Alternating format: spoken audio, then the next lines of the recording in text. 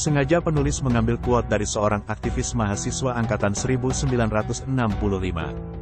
Bukan karena ada tendensi apapun, melainkan sekadar benar-benar teringat dengan quote yang menurut si empunya quote itu adalah hal yang paling berharga dan paling hakiki dalam kehidupan, yaitu dapat mencintai, dapat iba hati, dan dapat merasai kedukaan.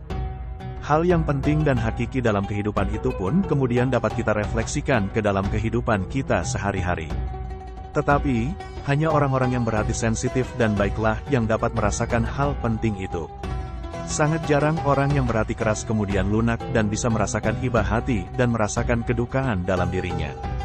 Hal ini sebagaimana dijelaskan oleh Kiai Haji Buya Syakur Yasin, seorang ulama yang dalam pandangan penulis adalah tokoh tasawuf dan bahkan tidak sedikit orang yang menganggap beliau waliullah.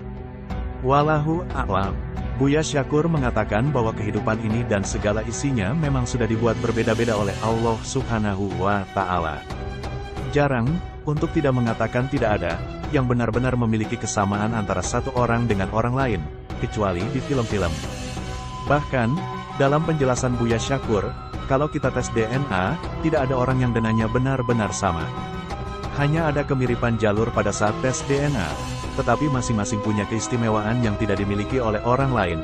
Contoh, hidung tidak sama, mata tidak sama, jari, bahkan suara saja tidak ada yang sama. Sealam dunia raya tidak ada yang benar-benar memiliki kesamaan secara sempurna. Demikian juga hati, setiap orang memiliki hati yang berbeda-beda. Ada yang nakal, ada yang bangor, ada hati yang kasar, tetapi juga ada orang yang memiliki hati yang baik. Nah, orang-orang yang memiliki hati yang baik inilah yang biasanya termasuk orang-orang yang punya tingkatan sensitivitas sangat tinggi sekali. Itu akan mudah terharu.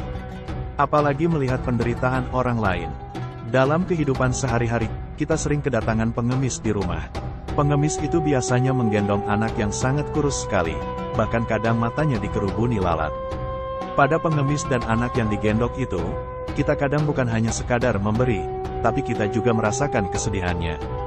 Orang yang biasanya cuek saja juga akan merasa sedih jika memiliki hati yang baik dan melihat kenyataan orang seperti itu. Artinya, dalam penjelasan Buya Syakur, keterharuan dan kesedihan itu akan mudah dirasakan, dan mudah masuk ke hatinya orang-orang yang baik itu. Maka sesungguhnya, hati yang baik itulah yang akan diperhitungkan oleh Allah. Bukan berapa banyak uang yang telah dikeluarkan, tapi keterharuan hatimu dalam melihat penderitaan orang lain itulah paling hebat. Oleh karenanya, ini penting dan bisa menjadi pelajaran bagi kita bersama bahwa seperti apapun keadaan hidup kita pribadi, jika penghilatan kita mendapati suatu kenyataan yang amat menyedihkan dan mengharukan, saat itulah kita sebenarnya sedang belajar menjadi orang baik, yakni orang-orang yang bisa merasakan kedukaan dan memberikan bantuan berdasarkan rasa keterharuan yang kita rasakan. Akhirnya tulisan ini sekadar rangkuman sekaligus hikmah yang dapat dipetik dari ceramah Kiai Haji Buya Syakur Yasin mengenai bagaimana Allah melihat hati yang baik, hati yang mampu merasakan keterharuan dan kedukaan. Bukan melihat seberapa banyak sesuatu yang akan kita berikan kepada orang lain. Semoga bermanfaat.